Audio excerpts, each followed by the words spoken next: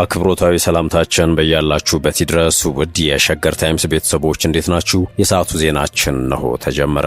አበይት ነጥቦችን አስቀድመን እናስተዋውቃችሁ።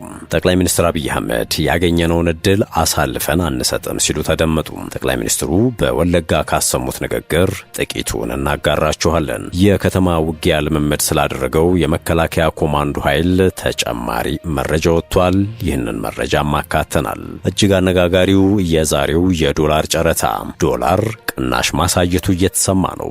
እንደዚሁም የሱዳን ፈጥኖ ደራሽ ኃይሎች አዛዥ የድሮን ተኳሾችን ከባህር ማዶ ማስገባታቸውን አምነዋል። እንመለስበታለን። ሌሎችም ጉዳዮች ተካተዋል። እየሰማችሁን እስከ መጨረሻው አብራችሁ እንድትቆዩ የአክብሮት ግብዣችን ነው።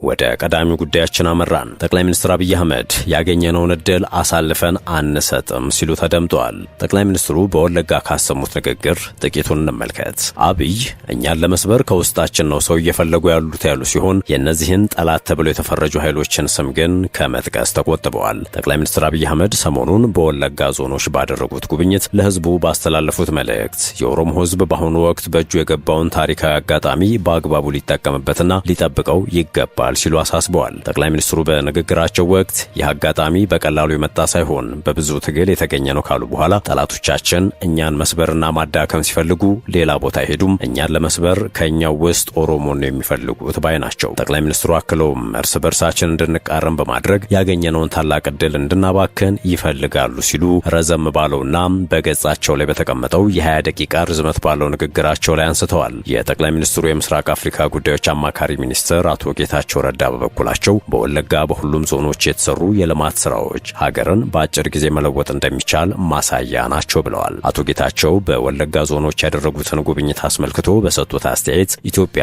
ያላትን የተፈጥሮ ጸጋ፣ ለውጥ ፈላጊ አመራርና የአመራሩን መንገድ ተከትሎ የሚሄድ ህዝብ ካለ ሀገሪቱን በአጭር ጊዜ ውስጥ መለወጥ እንደሚቻል ማሳያ እንደሚሆን አመልክተዋል። ጉብኝቱ እጅግ በጣም ተስፋ ሰጪ እንቅስቃሴ የታየበት መሆኑን የገለጹት አቶ ጌታቸው ቀደም ባሉት ጊዜያት አካባቢው ለማስረቁባቸዋል ተብሎ ከሚነገሩና አንዳንዱ አፍራሽ መልእክት ለማስተላለፍ በሚፈልግበት ሰዓት ህግና ስርዓት የሌለበት አካባቢ ተደርጎ የሚቆጠር እንደነበር አስታውሰዋል። የተጎበኙት የልማት ስራዎች እንደሚያሳዩት የወለጋ ህዝብ ተፈጥሮ የቸረውን ጸጋ በራሱ ጉልበትና በልጆቹ አመራር ወደ ተሻለ ደረጃ ለማድረስ እያደረገ ያለው እንቅስቃሴ ትልቅ ተስፋ የሚጣልበት እንደሆነም በተጨባጭ ያሳየ ነው ብለዋል። ወለጋ ብዙ ጊዜ ስሙ ከልማት ይልቅ ከጸጥታ ችግር ጋር ጎልቶ የሚታወቅ ከአንድ ቦታ ወደ ሌላ ቦታ መንቀሳቀስ አስቸጋሪ ተደርጎ የሚቆጠር አካባቢ ነበር ያሉት አቶ ጌታቸውም አሁን እዚህ መተን ያየነው እንቅስቃሴ እጅግ ተስፋ ሰጪ ነው። ህዝቡ እየተከናወኑ ያሉ የልማት ስራዎችን ከማድነቅ ባለፈ ስራዎቹ ይበልጥ ተጠናክረው እንዲቀጥሉ ለማድረግ ከፍተኛ ቁርጠኝነት እያሳየ እንደሚገኝ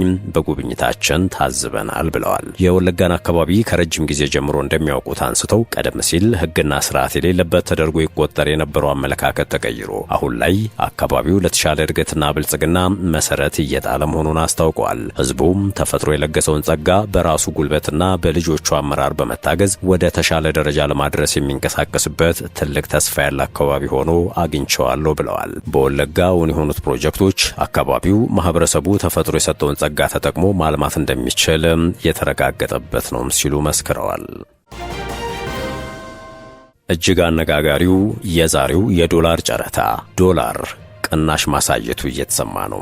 የኢትዮጵያ ብሔራዊ ባንክ ዛሬ የካቲት 14 2018 ዓመተ ምህረት ባካሄደው ልዩ የውጭ ምንዛሬ ጨረታ የአንድ የአሜሪካን ዶላር የአማካይ የመሸጫ ዋጋ ካለፈው ሳምንት 1.21 በመቶ ቅናሽ በማሳየት በ153 ብር ከ25 ሳንቲም መሸጡን አስታውቋል። ባንኩ ለዚህ ልዩ ጨረታ እጅግ ከፍተኛ የሆነ 500 ሚሊዮን ዶላር ለገበያ ያቀረበ ቢሆንም የንግድ ባንኮች የጠየቁት መጠን ግን ካቀረበው በታች ሆኖ ተመዝግቧል ተብሏል። ይህም ባለፉት ሳምንታት በገበያው ላይ ይታይ የነበረውን ከፍተኛ የምንዛሪ ፍላጎትና የዋጋ ጭማሪን የገታ ክስተት ሆኗል። በዛሬው ልዩ ጨረታ ላይ በአጠቃላይ 30 ባንኮች የተሳተፉ ሲሆን የቀረበው የፍላጎት መጠን 455.29 ሚሊዮን ዶላር ሆኖ ተመዝግቧል። ይህም ብሔራዊ ባንክ ካቀረበው 500 ሚሊዮን ዶላር ውስጥ 91.1 በመቶ ግዢ ማግኘቱን የሚያሳይ ነው ተብሏል። ቀሪው 44.71 ሚሊዮን ዶላር ወይም 8.9 በመቶ ሳይሸጥ መቅረቱን ካፒታል ጋዜጣ ዘግቧል። በጨረታው የተሳተፉት ሁሉም 30 ባንኮች የጠየቁትን የውጭ ምንዛሪ ሙሉ በሙሉ ማግኘት የቻሉ ሲሆን ይህም ካለፈው ማክሰኞ የካቲት 10 ቀን 2018 ዓ.ም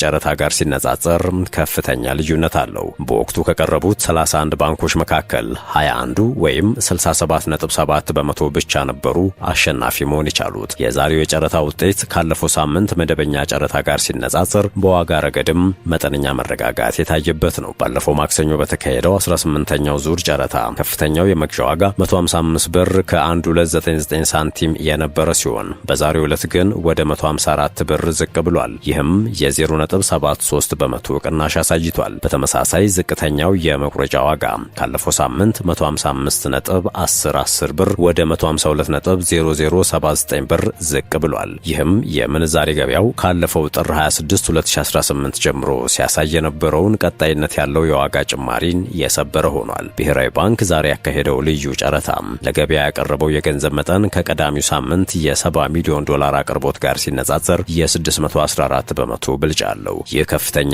የዶላር አቅርቦት በገበያው ውስጥ ያለውን የውጭ ምንዛሬ እጥረት ለመቅረፍና የጥቁር ገበያውን ጫና ለመቀነስ ያለመ መሆኑ ተነግሯል። ባንኩ በቀጣይም በወጣው መርሃ ግብር መሰረት መሰል የውጭ ምንዛሪ ጨረታዎችን ማካሄዱን እንደሚቀጥል ተዘግቧል። ዜናችን እንደቀጠለ ነው። የልዩ ዘመቻዎች እዝ የከተማ ላይ ውጊያ ወታደራዊ ትርኢት ማቅረቡን አስታውቋል። የልዩ ዘመቻዎች እዝ 65ኛ ዓመት የምስረታ በዓሉን ምክንያት በማድረግ የከተማ ላይ ውጊያ ወታደራዊ ትርኢት አቅርቧል። የከተማ ላይ ውጊያ እጅግ ውስብስብና ከፍተኛ ጥንቃቄን የሚጠይቅ ሲሆን በህዝብና በመሰረተ ልማት ላይ ጉዳት ሳያደርስ ሰርጎ ገብ ጠላትን በአነስተኛ ኪሳራ የመደምሰስ ስልታዊ ክህሎት የሚታይበት ነው ተብሏል። እዙ ባቀረበው ትርኢት ለዚህ ተልዕኮ በቂ ዝግጅት፣ ብቃትና አቅም እንዳለውም በተግባር አሳይቷል የተባለው የልዩ ዘመቻዎች እዝ 65ኛ ዓመት የምስረታ በዓሉን አስመልክቶ የሚቀርቡ የተለያዩ ወታደራዊ ትርኢቶች እንደሚቀጥሉ ተገልጿል። የሀገር መከላከያ ሰራዊት በትግራይ ክልል እንዲሰማራ ለመፍቀዳቸውን የክልሉ ጊዜያዊ ፕሬዝዳንት ተናገሩ። የትግራይ ክልል ጊዜያዊ አስተዳደር ፕሬዝዳንት ጄኔራል ታደሰ ወረደ የሀገር መከላከያ ሰራዊት በክልሉ እንዲሰማራ እንዳልፈቀዱ በጽህፈት ቤታቸው በኩል ባወጡት መግለጫ ጠቅሰዋል። እንደ መግለጫው ከሆነ ከሰሞኑ የትግራይ ክልል ጊዜያዊ አስተዳደር ፕሬዝዳንት ጄኔራል ታደሰ ወረደ የሀገር መከላከያ ሰራዊት በክልሉ እንዲሰማራ ፍቃድ እንደሰጡ ተደርጎ ሲሰራጭ የነበረው መረጃ የተሳሳተ ነው ብሏል። እንዲሁም የሀገር መከላከያ ሰራዊት የሰሜን ዕዝ መቀመጫዎች የነበሩ ወታደራዊ ካምፖችን እንደሚይዝ ከክልሉ ጊዜያዊ አስተዳደር ጋር እንደተስማሙ ተደርጎ አዲስ መረጃ በማሰራጨት ላይ እንደሆነና ይህም መረጃ ሐሰተኛ እንደሆነ ነው የተገለጸው። ይህ በዚህ እንዳለም የዓለም ጤና ድርጅት ዳይሬክተር የሆኑት ዶክተር ቴዎድሮስ አድሃኖም በሰሜን ኢትዮጵያ የተካረረው የጦርነት ስጋት እንዲቆም ጠይቀዋል። ዶክተር ቴዎድሮስ በፌስቡክ ገጻቸው ባሰፈሩት ጽሑፍ እንዳሉት ጦርነት ትርፉ ሞት፣ ጥፋት፣ መፈናቀልና ረሃብ ብቻ ነው። ፖለቲካዊ መፍትሄ ሁሌም አለ።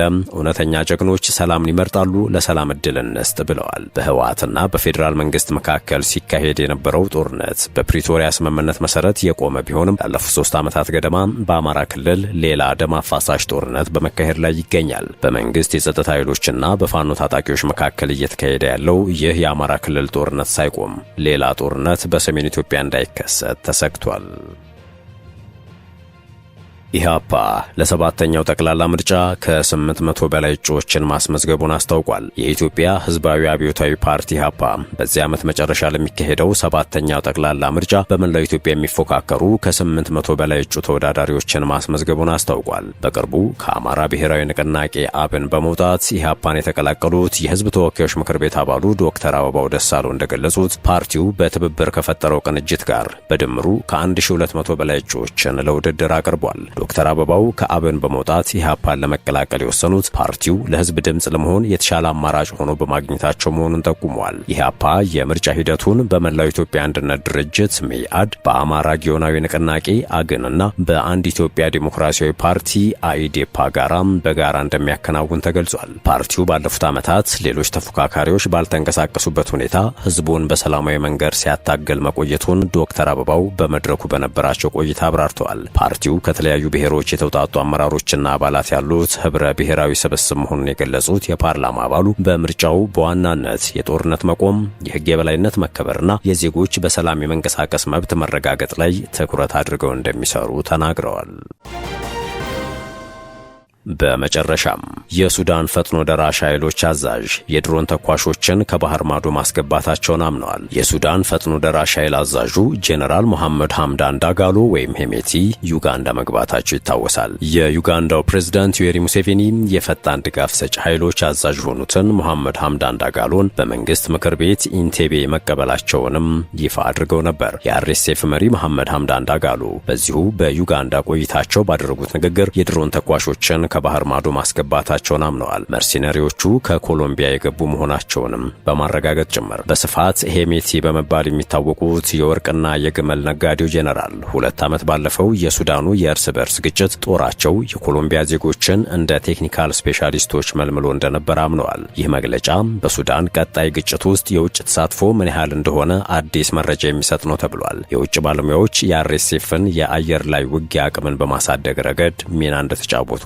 ጥቆማ የሚሰጥም ነው። ሄሜቲ ኮሎምቢያውያኑን ቴክኒሻኖች በማለት የገለጹበት ምክንያት የእነዚህ ሰዎች ሚና እንደ ቀጥተኛ የውጊያ ተሳትፎ ሳይሆን እንደ ሎጂስቲክስና የድጋፍ ሰጪ ኃይሎች ሆነው እንዲቆጠሩ በማሰብም ይመስላል የተባለው። ይህ በሀገር ውስጥም ሆነ በዓለም አቀፍ ደረጃም ከፍተኛ የፖለቲካና የሕግ አንድምታዎችን ሊያስከትል እንደሚችልም እየተገለጸ ነው። የተከበራችሁ የሸገር ታይምስ ቤተሰቦች የሰዓቱ ዜናችን አበቃ።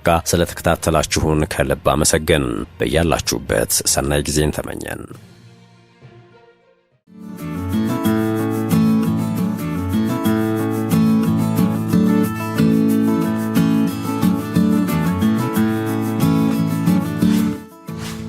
ሸገር ታይምስ ሚዲያን ሰብስክራይብ በማድረግና ደወሉን በመጫን ይከተሉን።